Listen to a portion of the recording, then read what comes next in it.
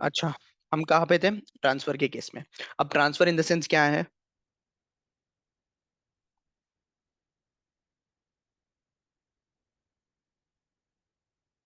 Transfer in the sense क्या है कि हम इनिशियली हम इन्वेस्टमेंट प्रॉपर्टी अप्लाई कर रहे थे।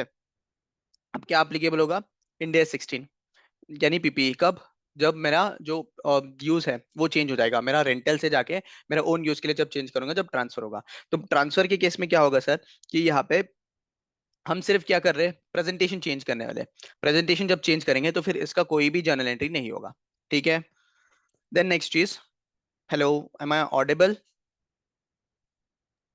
Yes, yes, got it. Okay, कोई जर्नल एंट्री नहीं होगा।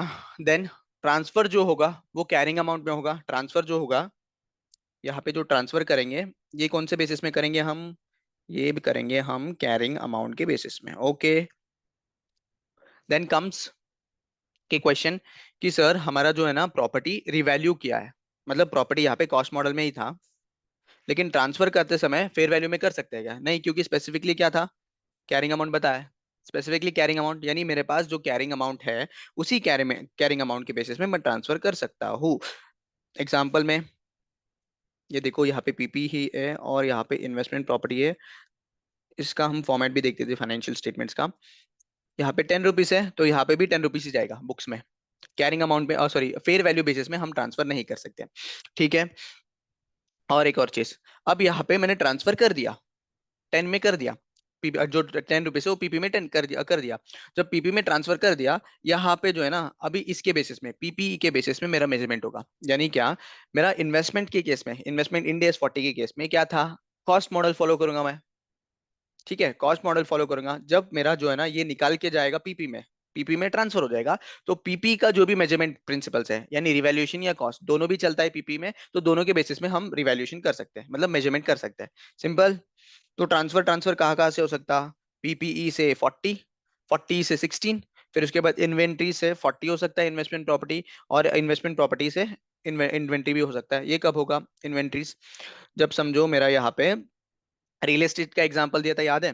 रियल एस्टेट का कंपनी वो कंस्ट्रक्शन कर रहा है। अब वो कंस्ट्रक्शन कर रहा है, जो भी फ्लैट्स है उसके लिए वो इन्वेंट्री होता है, तो फिर उस केस में वो कौन सा इंडेक्स लगेगा? इंडेक्स 2। अब क्या है उसका इंटेंशन, कि उसको उसको बेचना नहीं है, मतलब सेल ऑफ नहीं करना है।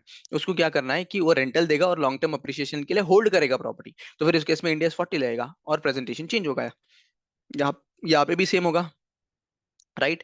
तो फिर यहाँ पे देखो, नोट्स, नोट्स में क्या बोल रहा है? Journal entry, no specific journal entry in the books for such transfer but disclosure shall be updated according to the appropriate heading. Disclosures यानी यहाँ पे अपडेट, प्रेजेंटेशन चेंज हो जाएगा।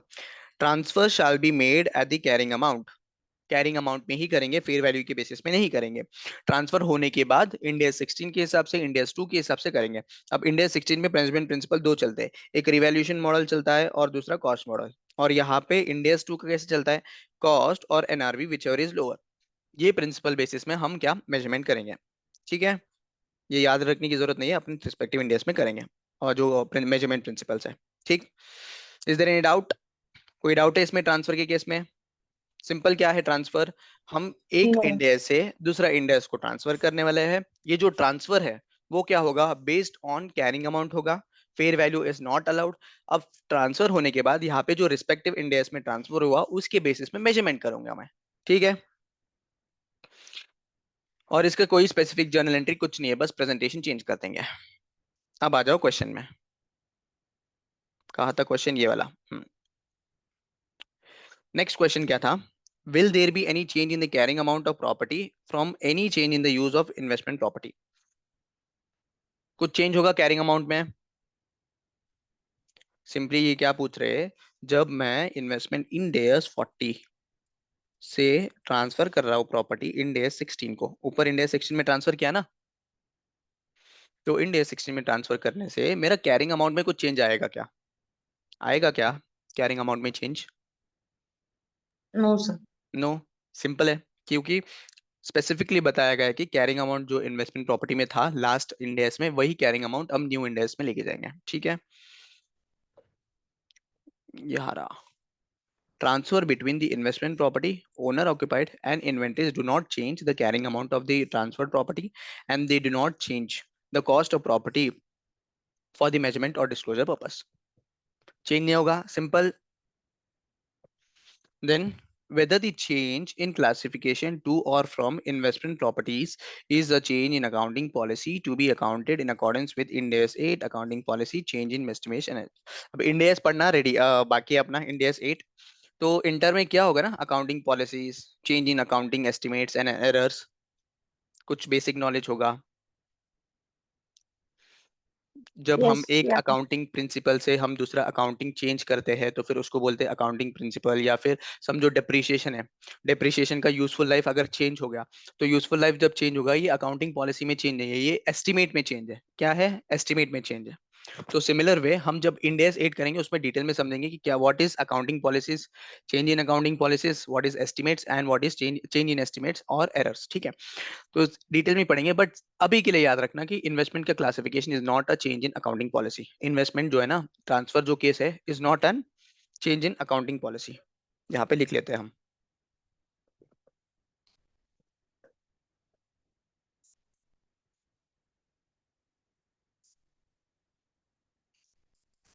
Not a change in accounting policy.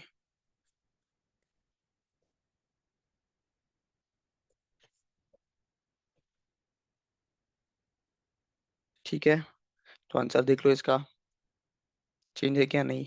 The change in classification to और from the investment property is due to change in use of property. Retrospective application is not required in prior financial statement। ये retrospective adjustment और restatement of prior period financial statement Ind AS 8 में सीखेंगे। ठीक है। Then comes, would your answer would your answer to A above would be different if there were to be a management intention to commence the construction of office building for the own use, however no construction activities has been planned on 31st March 2002। यहाँ पे question क्या बोल रहा है? Question बोल रहा है कि कंस्ट्रक्शन चालू नहीं हुआ अब तक। अभी अभी अभी क्वेश्चन में क्या बोल रहा था कि कंस्ट्रक्शन चालू हो गया, चालू हो गया। और अब जो है ना क्लासिफाई करना पड़ेगा। लेकिन यहाँ पे लास्ट में क्या बोल रहा है कि आंसर चेंज होगा क्या तुम्हारा, जब सिर्फ मैनेजमेंट सोच के रखेगा कि मुझे ओनर ऑक्यूपाइड प्रॉपर्टी के लिए मुझे बिल्डिंग बनाना है, सिर्फ सिर्फ सोच के रखा है, उसका कोई भी काम चालू नहीं किया है, उसका कंस्ट्रक्शन चालू नहीं किया, अभी भी रेंटल में ही दिया है उसका प्रॉपर्टी। या फिर लैंड विद अनडिटरमाइंड यूज है, यहाँ पे लैंड विद अनडिटरमाइंड यूज था, तो फिर लैंड विद अनडिटरमाइंड यूज है। तो फिर यहाँ पे मियर इंटेंशन, कि सिर्फ सोचने से नहीं होता है, we have to have an evidence, evidence है कि चेंज है, कि मैंने कंस्ट्रक्शन चालू किया मेरे खुद के बिजनेस के लिए, यहाँ पे एविडेंस है, तो फिर हम इंडेस लगाएंगे, इंडेस का ट्रांसफर करेंगे, otherwise will not do that. ठीक है, तो फिर यहाँ पे क्या बोल रहे हैं कि मियर मैनेजमेंट, मियर मैनेजमेंट का इंटेंशन जो है ना, for the use of property do not evidence in change in use. Since X Limited has no plans to commence the construction of office building during 1-2, the property should continue to classify it as investment property in financial statement as on 31st March 2002। Question clear है? Question में कुछ doubt है? अब ये same same जो है ना, exam में पूछोगे कि सेम सेम वर्डिंग लिखना है, नहीं जनरल मतलब आपके वर्ड्स में भी लिखो चलेगा। लेकिन यहाँ पे मेन चीज क्या होना चाहिए कि ये जो कीवर्ड्स है, कि रिक्लासिफिकेशन मतलब जो प्रॉपर आंसर, लॉजिक सेम होना चाहिए, अपने खुद के वर्ड्स पे भी लिख सकते हैं, मीनिंग चेंज नहीं होना चाहिए आंसर का। ठीक है। क्वेश्चन में कुछ डाउट है?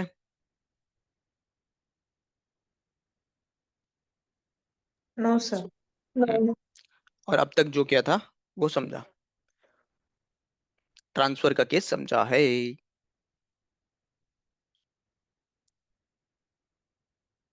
Then comes the last one यानी ऐसा समझ लो कि we are on the ending of the chapter. अब क्या होगा, मैंने इन्वेस्टमेंट प्रॉपर्टी परचेस कर लिया, उसके ऊपर इंड एस 40 लगा लिया, 40 लगाने के बाद इनिशियल रिकग्निशन हो गया, सब्सिक्वेंट रिकग्निशन हो गया, फिर उसको मेजरमेंट कर दिया, बैलेंस शीट में कौन से कॉस्ट मॉडल के हिसाब से करेंगे या रिवैल्यूएशन मॉडल के हिसाब से कर देंगे। फिर उसके बाद रिक्लासिफिकेशन हो गया, रिक्लासिफिकेशन इन द सेंस मैंने दूसरा इंडेस 16 से इन्वेस्टमेंट प्रॉपर्टी में लाया, इन्वेस्टमेंट प्रॉपर्टी से इंडेस 16 में लेके गया। ये सारी चीजें हमने देखा अभी तक, राइट। अब यहाँ पे क्या होगा, इन्वेस्टमेंट प्रॉपर्टी जो है ना, हम क्या कर रहे हैं उसको ये कर दे रहे हैं, मतलब डिस्पोज ऑफ कर रहे हैं, डिस्पोज नहीं, सेल ऑफ कर दे रहे हैं। क्या कर रहे हैं? सेल कर दे रहे हैं। समझो मेरे पास बिल्डिंग है, अब वो बिल्डिंग का मुझे यूज नहीं है कुछ, या फिर मैं सोच रहा हूँ कि उसको बेच दूं। जब बेच दूंगा, मतलब ये जो इन्वेस्टमेंट प्रॉपर्टी को बेच दूंगा, तो फिर मेरा बुक्स में इन्वेस्टमेंट इंड एस 40 लगता रहेगा। तो फिर वो इंड एस 40 को डी रेकग्नाइज करना पड़ेगा, वो इंड एस जो बिल्डिंग है उसको डी रेकग्नाइज करना पड़ेगा मेरा बुक से। तो फिर उसका अकाउंटिंग क्या होगा वो देखेंगे हम, D recognition of investment property में। क्या देखेंगे? D recognition of investment property. कितना टाइम बचा है? 8 मिनट बचा है, ओनली 8 मिनट्स। अच्छा, इसका केस देख लेते हैं, फिर उसके बाद इसका अकाउंटिंग जो है ना वो नेक्स्ट लेक्चर में देखते हैं। तो डी रिकग्निशन यानी क्या? मेरा जो बिल्डिंग है बुक से डी रिकग्नाइज करना है। क्यों? क्योंकि यहाँ पे इंटेंशन क्या है?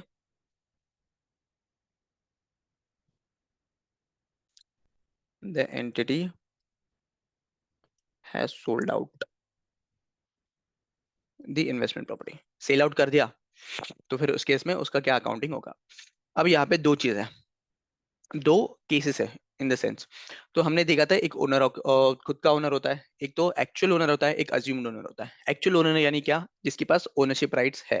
अज्यूम्ड ओनर क्या? जिसमें फाइनेंशियल रिस्क के केस में जो लेसर है वो क्या करेगा? डी रिकग्नाइज करेगा प्रॉपर्टी, और वो किसके नाम में होगा? लेसी के नाम में। लेसी के नाम में जब होता है, ये जो लेसी है ना इसको अज्यूम्ड ओनर मानते हैं। तो अज्यूम्ड ओनर के बुक्स में क्या करेंगे, और मेरा एक्चुअल ओनर के बुक्स में क्या करेंगे, वो हम यहाँ पे समझेंगे। नॉर्मली हम क्या कर सकते हैं कि जब सेल ऑफ कर देगा, समझो यहाँ पे पीपी लिमिटेड है,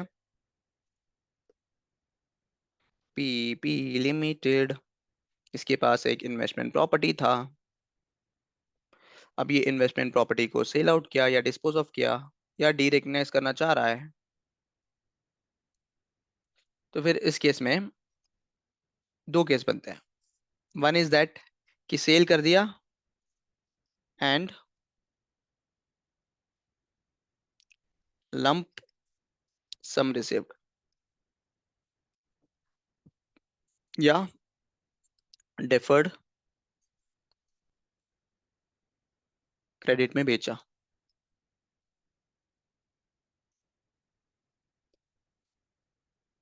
क्या होगा? दो चीजें। इन्वेस्टमेंट प्रॉपर्टी था, उसको बेच दिया। बेचने के बाद जो इन्वेस्टमेंट प्रॉपर्टी का जो भी अमाउंट था, समझो फॉर एग्जांपल 1 लाख रुपए था, 1 लाख रुपए अमाउंट था, तो 1 लाख अमाउंट पूरा का पूरा एक ही साथ मिल गया मुझे, पूरा का पूरा एक ही साथ मिल गया। तो फिर वो केस कवर होगा लमसम में। बट सामने वाला जो पार्टी है जो परचेस कर रहा है, अपना जो इन्वेस्टमेंट प्रॉपर्टी परचेस कर रहा है, उसको उसको क्या है, इंस्टॉलमेंट में भरना है कैश, इंस्टॉलमेंट में भरना है पैसा। तो फिर उस केस में ये आएगा डेफर्ड क्रेडिट। तो इस केस में यहाँ पे डायरेक्टली हम रेकग्नाइज कर देंगे टोटल अमाउंट।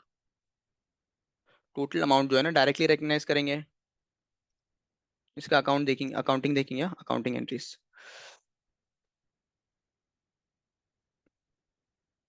कैश रिकग्नाइज करेंगे, लेकिन यहाँ पे जो है, यहाँ पे रिसीवेबल रिकग्नाइज करना पड़ेगा। क्या रिकग्नाइज करना पड़ेगा? रिसीवेबल्स। और जैसे जैसे वो कैश मिलेगा वैसे वैसे हम बैंक अकाउंट में डेबिट करेंगे, सॉरी बैंक अकाउंट में कैश आ जाएगा, एंड देन इंटरेस्ट भी चार्ज करेंगे उसके ऊपर। हमने इनिशियल रिकग्निशन में डेफर्ड क्रेडिट मेथड देखा था, याद है क्या? उसमें क्या था, जब डेफर्ड क्रेडिट होता है तो फिर जो भी इन्वेस्टमेंट प्रॉपर्टी है, समझो यहाँ पे 2 लाख था ना, इसमें दो चीज हो गए, एक कॉस्ट ऑफ द प्रॉपर्टी और दूसरा इंटरेस्ट। तो हम ये दोनों कॉस्ट ऑफ द प्रॉपर्टी का क्या अकाउंटिंग होगा, इंटरेस्ट का क्या होगा accounting, in case of deferred credit में बेचा, तो फिर वो देखेंगे। ठीक है, इज दैट क्लियर? ये देखो, Yes. Transfer of ownership if selling price is collected in lump sum. अगर लमसम में मिल गया तो फिर उसका अकाउंटिंग क्या होगा? तो सिंपल है, तुम लोग बता सकते हो। अगर लमसम में मिल गया, कैश मिल गया मुझे और इन्वेस्टमेंट प्रॉपर्टी चला गया, डायरेक्ट नेस होगा, इसका अकाउंटिंग एंट्री बताओ। एक बार ट्राई कर लो, मजा आ जाएगा। Cash bank to Cash investment. and credit to investment. Simple हो गया। देन सेकंड चीज, if the selling price is collected in installments. Installments यानी क्या? मैंने बेचा, सामने वाले इंस्टॉलमेंट्स में पे करेगा। तो फिर यहाँ पे रिसीवेबल को कैसे रिकग्नाइज करेंगे वो भी बता दो।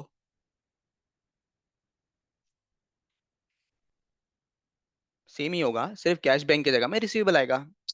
सेम ही होगा ना। यहाँ पे जो है ना, कैश बैंक की जगह में रिसीवेबल्स, रिसीवेबल्स और debtors to investment property. Right, यही होगा ना।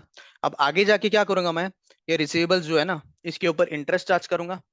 Right, interest receivable. जब इंटरेस्ट रिसीवेबल है, interest receivable is an income, तो इनकम का एंट्री क्या होगा बताओ? बोलो बोलो।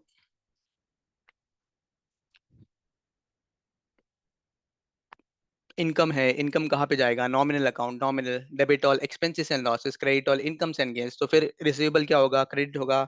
टू इंटरेस्ट रिसीवेबल, इसका एंट्रीज प्रॉपरली देखेंगे, बस एक बार ओवरव्यू दे रहा हूँ।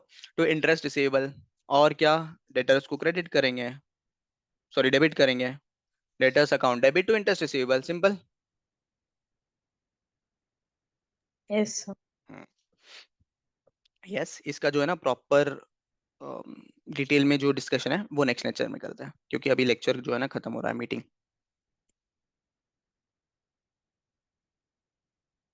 थोड़ा सा बचा है, देन डिस्क्लोजर्स है, कल के लेक्चर में पूरा खत्म हो जाएगा। देन क्वेश्चंस भी कल के लेक्चर में ट्राई करते हैं खत्म करने, then Ind AS 40 is finished, खत्म हो जाएगा। हर एक चीज हमने डिटेल में देखा है, राइट? कुछ डाउट्स है? No, और sir. No. ये नोट्स जो है ना व्हाट्सएप में भेज देता हूँ मैं। क्यों बनाया ये, क्योंकि पहले ही क्यों बना के रखा, क्योंकि जब ड्यूरिंग द लेक्चर अगर लिख रहा हो तो फिर थोड़ा हैंग हो रहा था, टाइम वेस्ट हो रहा था ना, तो उसके लिए पहले ही बनाया। भेज देता हूँ ये नोट्स। ओके।